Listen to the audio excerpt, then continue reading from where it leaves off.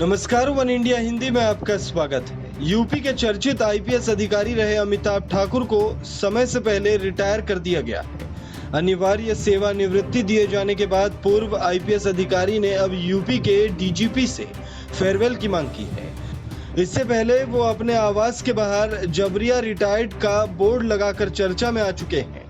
अब उन्होंने पत्र लिखकर कहा है कि वो भी उसी आईपीएस सेवा के सदस्य थे जिसके लिए सभी अफसरों को डीजीपी कार्यालय ने पारंपरिक रूप से विदाई दी थी। दरअसल पूर्व आईपीएस अफसर अमिताभ ठाकुर ने पत्र में लिखा है कि मैं भी उसी आईपीएस सेवा का सदस्य था जिसके सभी अफसरों को डीजीपी कार्यालय ने पारंपरिक रूप से विदाई दी है। इस रूप में ये मेरा अधिकार और डीजीपी कार्यालय का कर्तव्य है कि मुझे इस प्रकार की विदाई दी जाए।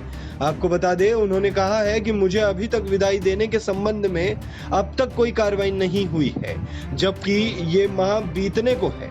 अतः मैं उपरोक्त तथ्यों के संदर्भ में स्वयं ही यह अनुरोध कर रहा हूं कि कृपया उत्तर प्रदेश पुलिस में पारंपरिक रूप से स्थापित इस प्रक्रिया के अनुसार मुझे भी यथाशीघ्र फेयरवेल डिनर के माध्यम से पारंपरिक विदाई प्रदान करने की कृपा करें। बता दें कि अमिताभ ठाकुर अपनी नौकरी के दौरान सरकारों के खिलाफ मुखर तरीके से बोलने के लिए चर्चित रहे हैं।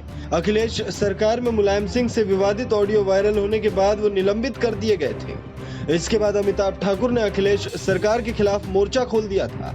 उनकी पत्नी नूतन ठाकुर भी कई मुद्दों पर सरकार को कटघरे में खड़ा करती रही है। अमिताभ ठाकुर 1992 बैच के आईपीएस अधिकारी और साथ साथ कवि और लेखक भी हैं। इस खबर में फिलहाल इतना ही। तमाम अपडेट्स के लिए बने रहिए वन इंडिया हिंदी के साथ।